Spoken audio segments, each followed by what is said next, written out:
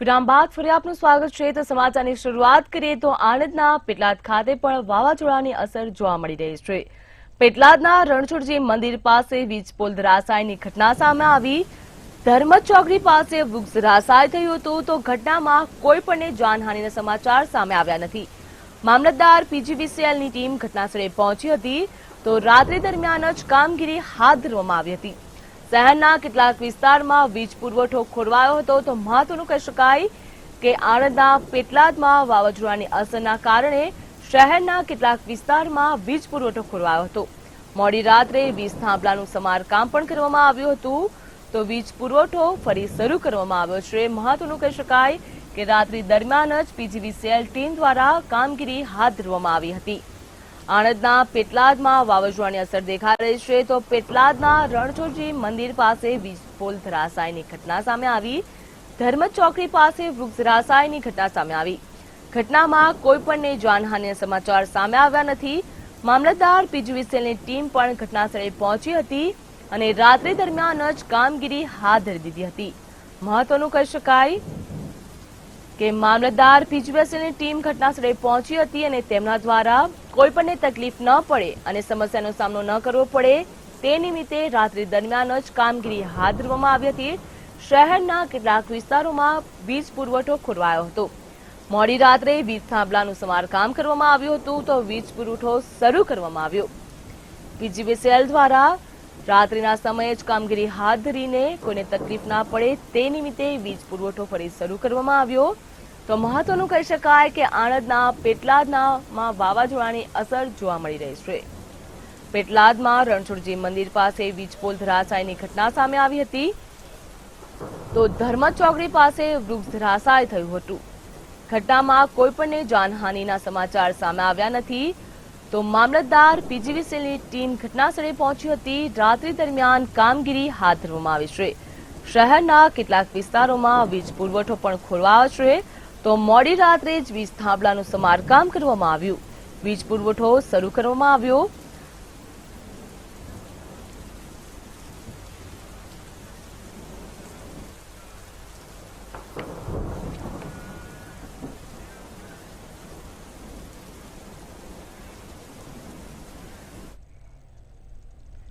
આગળ સમાચારમાં વાત કરીએ તો બિપરજોય વાવાઝોડું જકોપોર્ટ ખાતે લેન્ડફોલ થયું હતું તો મહત્વનું કહી શકાય કે ભારે હવા અને ધોધમાર વરસાદ વરસી રહ્યો હતો। પવનની ગતિમાં પણ ભારે વધારો થયો છે તો નલિયા હાઈવે ઉપર ઠેર ઠેર વૃક્ષ ધરાશાય થવાની ઘટના સામે આવી।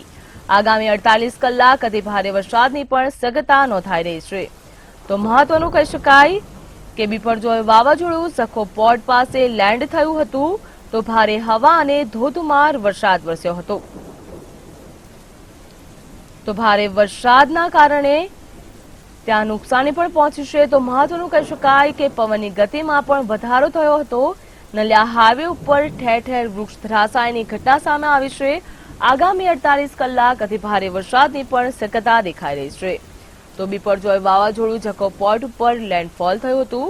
ભારે પવન અને હવાના કારણે ત્યાં ધોધમાર વરસાદ પણ નોંધાયો છે તો મહત્વનું કહી શકાય કે બિપરજોય વાવાઝોડું કચ્છના જકોપોર્ટ પાસે લેન્ડ થયું હતું તો જકોબ બંદરથી લગભગ તે પહેલા 40 કિલોમીટર ઉત્તર પૂર્વ તરફ આગળ વધ્યું હતું તો મહત્વનું કહી શકાય કે લેન્ડફોલ થતાં જ જકોપોર્ટ ઉપર ભારે હવા અને ધોધમાર વરસાદ વરસ્યો હતો।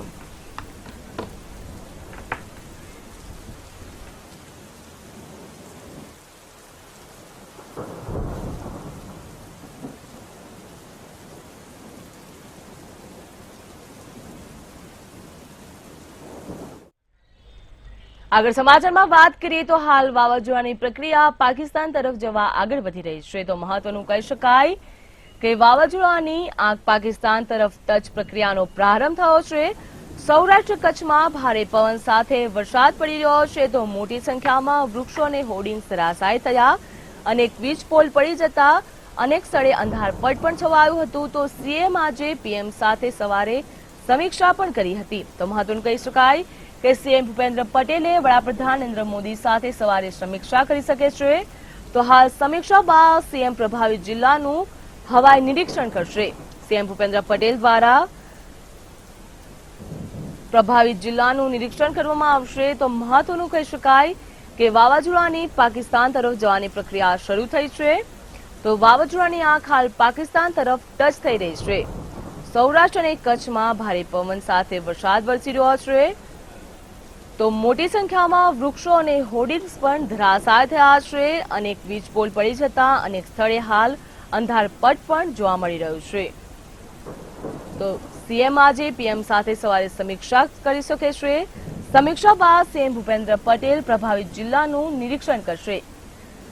સીએમ ભૂપેન્દ્ર પટેલ દ્વારા હવાઈ નિરીક્ષણ કરવામાં આવશે તો મહત્વનું કહી શકાય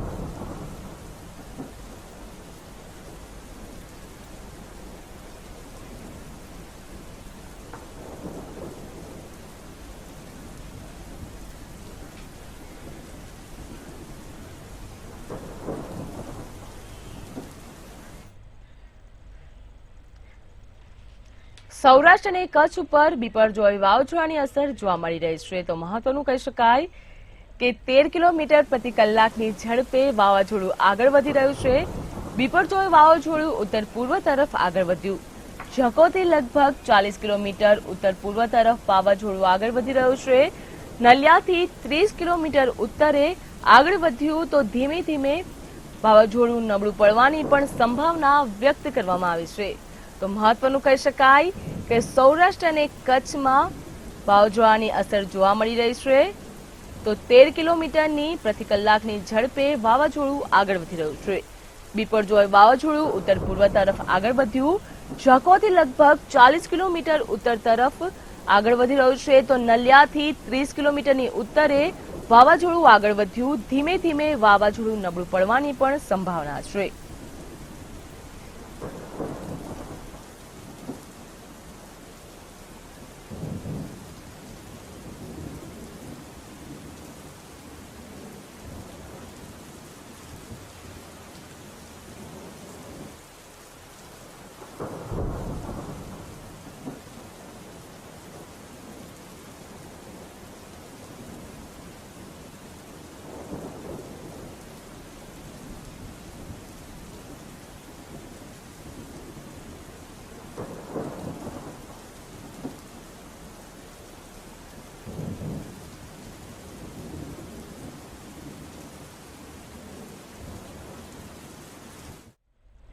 આપણી સાથે હવામાન નિષ્ણાંત રોહલ પંડ્યા જોડાઈ ચુક્યા છે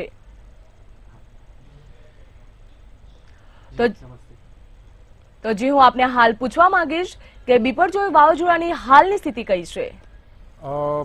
જી આમાં એવું છે કે મારો વિષય ક્લાઇમેટ ચેન્જ છે અને ક્લાઇમેટ ચેન્જમાં અમે જે અમારું ફોકસ લગભગ અત્યારે જે છે એની ઉપર એ ઇન્ટેન્સિટી ઉપર છે। ઇન્ટેન્સિટી એટલે આ બધા વાવાઝોડા અને જે એક્સ્ટ્રીમ ઇવેન્ટ્સ છે એ બધી એક્સ્ટ્રીમ ઇવેન્ટ્સ વધવાની છે। એક એસજી પ્રભુ માતોણકરનું એક રિસર્ચ પેપર છે કે આની જ બાબતે કે અરેબિયન સીમાં જે હાલ હિમાલયન ગ્લેશિયર્સ ઓગળીને જે પાણી વધી રહ્યું છે અને અરેબિયન સીનું જે ટેમ્પરેચર જે છે average temperature A C surface temperature average વધી રહ્યું છે અને એના લીધે આ બધા જે સાયક્લોન્સ છે એ બધા સાયક્લોન્સની ઇન્ટેન્સિટી સાયક્લોન્સ વધવાનું બેઝિક રીઝન એ છે। તો મારા હિસાબે હું એવું અમારું એક બીજું પબ્લિકેશન હમણાં અમે લોકોએ રિસર્ચ કર્યું છે। મેં ગઈકાલે પણ એ જ વાત કરી હતી કે આ બધા જે સાયક્લોન્સ છે જે ક્લાઇમેટ ચેન્જની અસરો છે ગ્લોબલ વોર્મિંગની અસરો છે એ થઈ ચૂકી છે અને હવે આપણે એની સાથે રહીને આપણા સિટીઝને આપણા લોકોને આપણે બચાવવાના છે અને આપણે એની સાથે રહીને જીવવાનું છે। એટલે હાલ જ અમે લોકોએ હવે આ પબ્લિકેશન થશે ફ્યુચરમાં બહુ જલ્દી।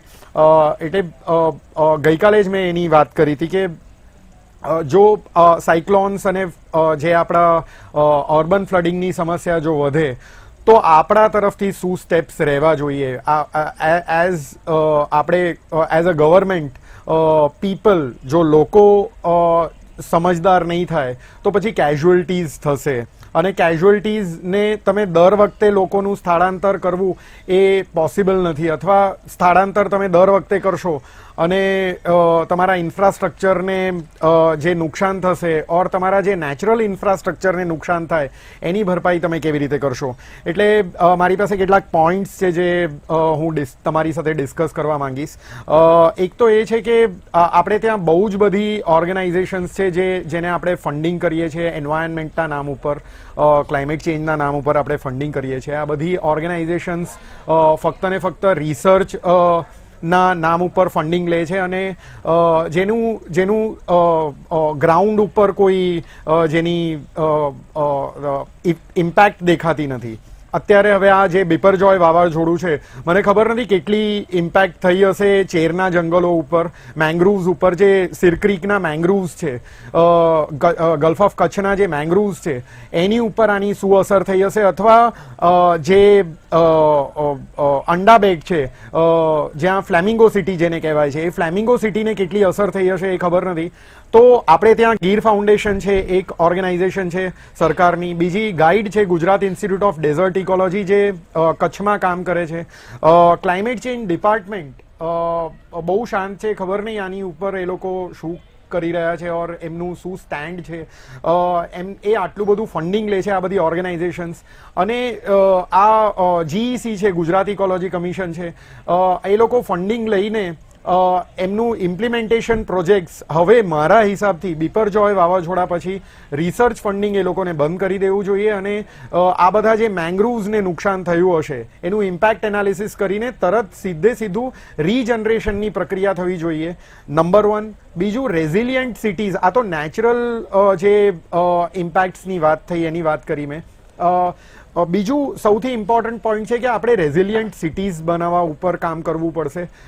દર વખતે આપણે લોકોનું સ્થળાંતર કરીએ, એક જગ્યાએથી બીજી જગ્યાએ ખસેડી દીધા, વાવાઝોડું પસાર થઈ ગયું અને લોકો પાછા એ જગ્યાએ આવી ગયા અને રિહેબિલિટેશનનું કામ ચાલ્યું. એવી રીતે નહીં. જાપાનમાં તમે જુઓ, ભૂકંપ આવે છે, એટલા બધા રેઝિલિયન્ટ બિલ્ડિંગ્સ એ લોકોએ તૈયાર કરી દીધા છે, ટેકનોલોજીનો ઉપયોગ કર્યો છે કે ભૂકંપ આવે, લોકો થોડીક વાર માટે શાંત થઈ જાય, ભૂકંપ પસાર થઈ જાય ને લોકો પાછા કામે ચડી જાય પોતપોતાના, અને કોઈ નુકસાન નહીં, ઝીરો કેઝ્યુઅલ્ટી, એ જ જગ્યાએ રહીને.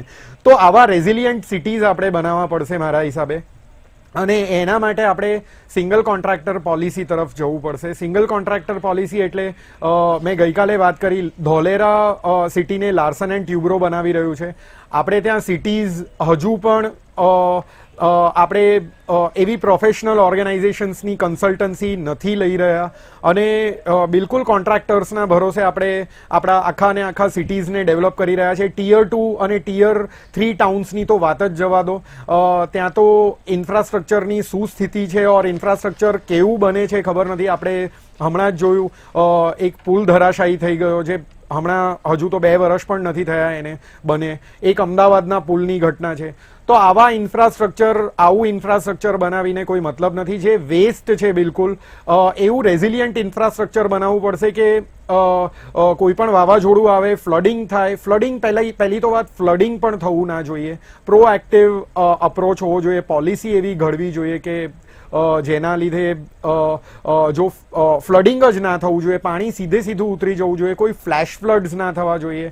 તો આ એવા રેઝિલિયન્ટ સિટીઝ તરફ આપણે ટેકનોલોજીનો ઉપયોગ કરીને આપણે જવું પડશે, એવા સિટીઝ બનાવવા પડશે. કારણ કે આપણી પોપ્યુલેશન બહુ મોટી છે. 80 લાખની પોપ્યુલેશન ખાલી અમદાવાદની છે, 2 કરોડની પોપ્યુલેશન તમે મુંબઈની ગણો. જો સી લેવલ રાઇઝ થાય કે આવું કોઈ વાવાઝોડું મુંબઈ તરફ ક્યારેક આવી જાય તો પછી તમે કેટલા લોકોનું સ્થળાંતર કરશો, કેવી રીતે કરશો? અને એ પ્રક્રિયા એટલે આ બહુ આપણે હજુ આપણું જે ઇન્ફ્રાસ્ટ્રક્ચર ડેવલપમેન્ટ છે અથવા સરકારની નીતિઓ છે ઇન્ફ્રાસ્ટ્રક્ચર તરફ, એ બહુ પ્રિમિટિવ છે મારા હિસાબે, હું એવું માનું છું. જી રોહન, તો હું આપને પૂછવા માંગીશ કે આવા સંભવિત વાવાઝોડાના પગલે તંત્ર અને સરકાર દ્વારા કેવા આગોતરા આયોજન કરવા જોઈએ, આપ શું કહેશો? હા, મેં કીધું એમ કે સિંગલ કોન્ટ્રાક્ટર પોલિસી તરફ આપણે જવું પડશે, હવે હાઈ ટાઈમ છે. અને આપણે પાયલટ પ્રોજેક્ટ એક લઈ ચૂક્યા છીએ. ધોલેરા એક સિટી એવું છે કે જે સિંગલ કોન્ટ્રાક્ટર પોલિસી એટલે લાર્સન એન્ડ ટ્યુબ્રો એક જ કંપની બનાવી રહી છે અને આખી આ બધા રોડ રસ્તાથી લઈને જેટલું ઇન્ફ્રાસ્ટ્રક્ચર છે એ ઇન્ફ્રાસ્ટ્રક્ચર ડેવલપમેન્ટનું કામ એક ડિઝાઇન ટીમ છે એ લોકોની, એ ડિઝાઇન કરી રહી છે. તો એ ગ્રીનફિલ્ડ પ્રોજેક્ટ છે. એવી રીતે બ્રાઉનફિલ્ડ પ્રોજેક્ટ્સ આપણે લેવા પડશે. લોકોનું સ્થળાંતર અટકાવવું પડશે મોટા સિટીઝ તરફ. એના માટે આપણે ટીયર 2 અને ટીયર 3 સ્માર્ટ ટાઉન્સ બનાવવા પડશે અને રેઝિલિયન્ટ સિટીઝ બનાવવા પડશે. સુરત એક એવું એક્ઝામ્પલ છે ક્લાઇમેટ ચેન્જના કોન્ટેક્સમાં. તમે જુઓ, એ લોકોએ એક લોકલ આપણી અમદાવાદની એક કન્સલ્ટન્સી છે જેમણે આ કામ કર્યું છે. સુરત એક એવું સિટી ડેવલપ કર્યું છે. ભલે એ સિંગલ કોન્ટ્રાક્ટર પોલિસીથી ન ડેવલપ થયું હોય, પણ એ લોકોએ એટલું સારું કામ કર્યું છે કે આવા એક્સ્ટ્રીમ ઇવેન્ટ્સમાં, ક્લાઇમેટ ચેન્જની આવી જે માઠી અસરો થશે ભવિષ્યમાં, એવી એક્સ્ટ્રીમ ઇવેન્ટ્સમાં એ લોકો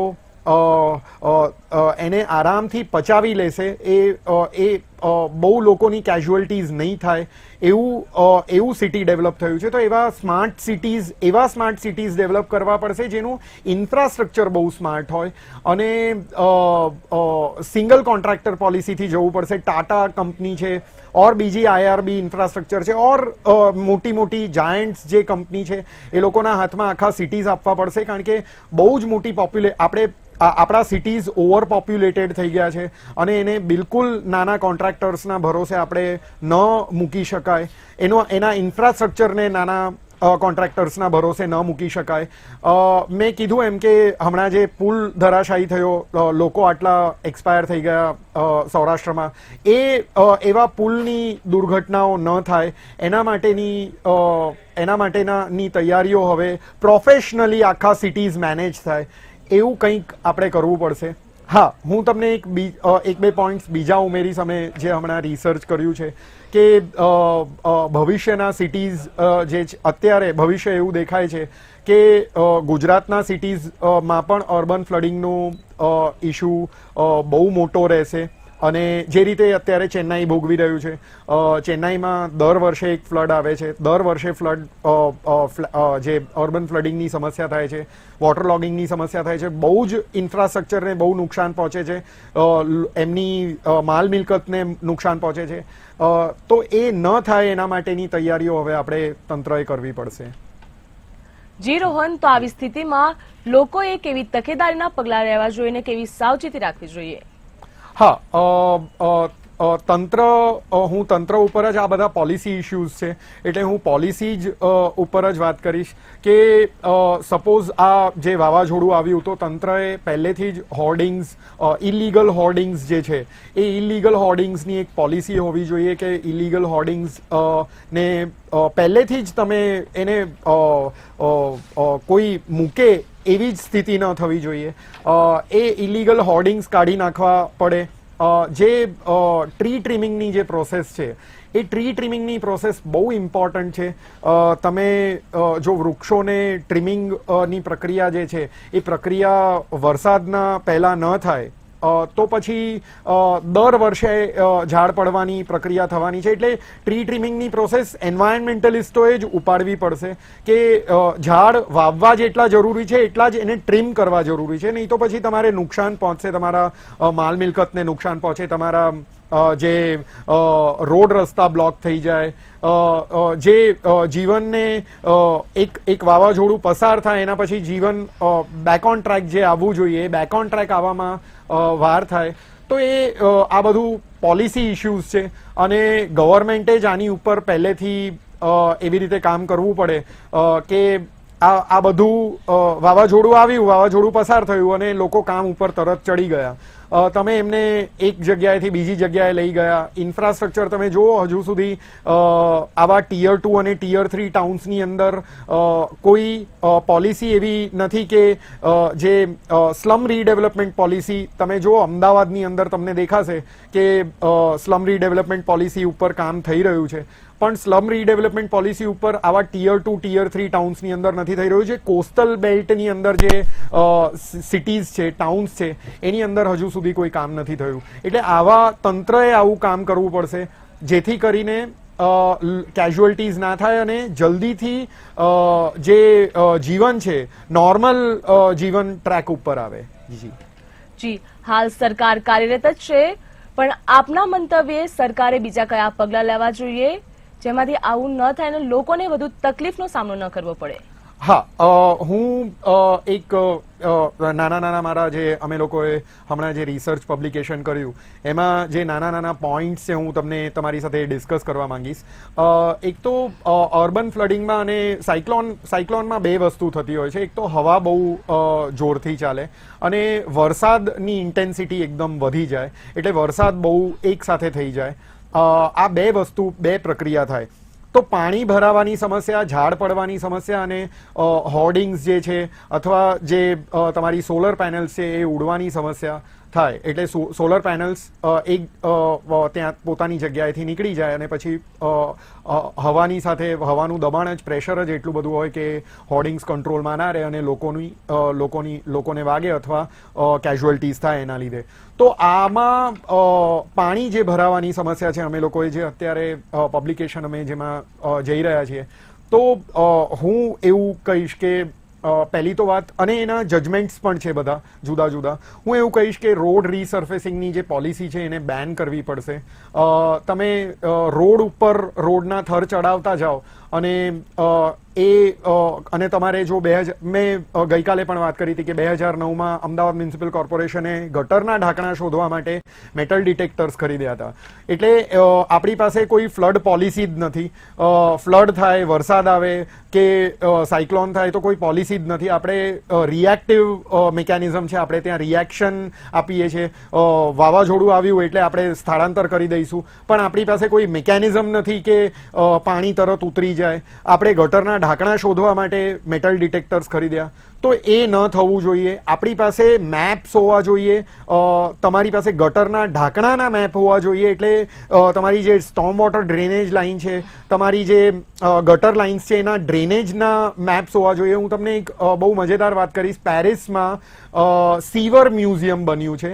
સીવર મ્યુઝિયમ એટલે લોકો એ ગટરની અંદર ઉતરીને જોઈ શકે છે કે કેવી રીતે આખી લાઇન પાસ્ટમાં કામ કરતી હતી અને એવા સીવર મ્યુઝિયમ બન્યા છે. એનો મતલબ એ છે કે એ એટલા પરમેનન્ટ સ્ટ્રક્ચર્સ છે કે એમને આજ સુધી કંઈ થયું નથી અને એ લોકોએ એ સીવર લાઇન્સને બંધ કરી દીધી છે. તો આવા સીવર મ્યુઝિયમ્સ, એટલા સસ્ટેનેબલ સ્ટ્રક્ચર્સ હજુ આપણે ત્યાં બન્યા નથી. અને રોડ રીસર્ફેસિંગ પોલિસી જે મેં કીધું, એ રોડ રીસર્ફેસિંગ પોલિસીના લીધે શું થાય છે કે એડજોઇનિંગ પ્રોપર્ટીઝ જે હોય છે એ ખાડામાં જતી રહે છે અને રોડનું લેવલ ઊંચું આવી જાય, રોડ ઉપર રોડ બનાવતા જાય. હવે જ્યારે સાયક્લોન આવે કે વરસાદ આવે ત્યારે શું થાય કે સૌથી વધારે પાણીનો ભરાવો એડજોઇનિંગ પ્રોપર્ટીઝમાં થાય. એટલે બહુ ઓછા વરસાદમાં બહુ વધારે નુકસાન થઈ જાય અને આપણને એવું લાગે કે કેમ આટલી નાના ઇન્ટેન્સિટીમાં પણ આટલું બધું નુકસાન થયું. એટલે આપણે એવા રેઝિલિયન્ટ સિટીઝ માટે પહેલું તો રોડ રીસર્ફેસિંગ પોલિસી બેન કરવી પડશે. પછી બીજો પોઈન્ટ હું કહીશ કે આપણે માઇગ્રેશનને કંટ્રોલ કરવું પડશે આપણા સિટીઝની તરફ, મોટા સિટીઝની તરફ. અમદાવાદના એક માઇગ્રેશનનો બહુ મોટો ઇસ્યુ છે કે નાના ગામડાઓમાંથી મોટા સિટીઝ તરફ લોકો માઇગ્રેટ કરીને આવે છે. હવે આવા સાયક્લોન્સ જ્યારે આવે ત્યારે આટલા બધા ઓવર પોપ્યુલેટેડ સિટીઝને આપણે એમને ટેકલ કરવા બહુ અઘરું પડી જાય છે. તો એના માટે ટિયર 2 અને ટિયર 3 સ્માર્ટ ટાઉન્સ બનાવવા પડશે. એટલે ફોકસ રૂરલ ઇન્ફ્રાસ્ટ્રક્ચરને સુધારવા તરફ વધારે રાખવું પડશે, ના કે અર્બન ઇન્ફ્રાસ્ટ્રક્ચર ઉપર. હું તમને એનું એક્ઝામ્પલ આપું. નલિયા, ભુજ, નખત્રાણા અને પેલા બે જે પોર્ટ્સ છે, કાંડલા અને આ જે પોર્ટ્સ છે, એ 5 સિટીઝ, જે 5 ટાઉન્સને ભેગું કરીને જો એક મોટું સિટી ધોલેરાની જગ્યાએ બનાવ્યું હોત તો એના લીધે શું થયું હોત કે કચ્છના લોકોને માઇગ્રેટ કરીને જે અમદાવાદ તરફ આવવું પડે છે, માઇગ્રેશનનો ઇસ્યુ આપણે રિઝોલ્વ કરી શક્યા હોત. હું એક બીજો બહુ ઇમ્પોર્ટન્ટ પોઈન્ટ કહીશ માઇગ્રેશનની ઉપર, જે આમાં અમે લોકોએ, આ બહુ ઇમ્પોર્ટન્ટ પોઈન્ટ્સ છે, ટેકનિકલ પોઈન્ટ્સ છે, જેને સાયક્લોન સાથે સીધી એની રિલેશનશિપ છે. એવું નથી કે આને સીધો રિલેશનશિપ નથી. તમે જુઓ, એઇમ્સ જે રાજકોટમાં બનાવી રહ્યા છે, એ એઇમ્સને તમે કાલાવાડમાં જો બનાવ્યું હોત તો જામનગરના લોકો અને બીજા સૌરાષ્ટ્રના લોકો પણ એને યુઝ કરી શક્યા હોત. અચ્છા, તમે જે રાજકોટ ઇન્ટરનેશનલ એરપોર્ટ બનાવી રહ્યા છો એને કાલાવાડમાં બનાવ્યું હોત તો જામનગરના લોકો પણ એને યુઝ કરી શકત. કાલાવાડ એક્ઝેક્ટલી 45 કિલોમીટર્સ દૂર છે જામનગરથી અને રાજકોટથી, બંને બાજુથી 45 કિલોમીટર દૂર છે. તો આ ઇન્ફ્રાસ્ટ્રક્ચરલ વેસ્ટેજ છે. આના લીધે શું થાય છે કે જામનગરના માણસને હિજરત કરીને, માઇગ્રેટ કરીને રાજકોટ તરફ આવવું પડે અથવા અમદાવાદ તરફ આવવું પડે. આપણે ઇન્ફ્રાસ્ટ્રક્ચર એવું ડેવલપ કરવાનું છે રૂરલ એરિયાઝમાં કે એ લોકોને ત્યાંથી સ્થળાંતર કરીને અમદાવાદ તરફ ન આવવું પડે ને પોપ્યુલેશન ડેન્સિટી અમદાવાદ જેવા સિટીઝની ન વધે. That means creating urban infrastructure in rural areas. એટલે આ એક પોઈન્ટ છે.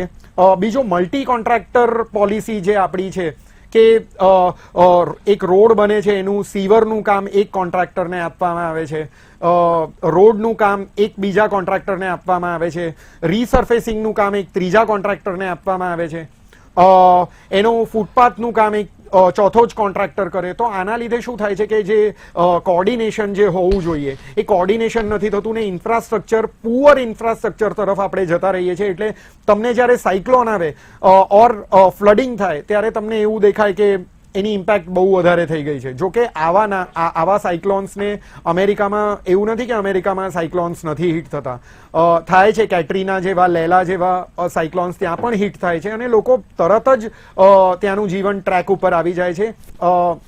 લોકોનું જીવન તરત જ લોકો બેક ઓન ટ્રેક, પેલું જે કહેવાય ને કે બેક ટુ નોર્મલ આવી જાય છે. તો એવા રેઝિલિયન્ટ સિટીઝ આપણે પણ બનાવવા જોઈએ. આ એક પોઈન્ટ છે.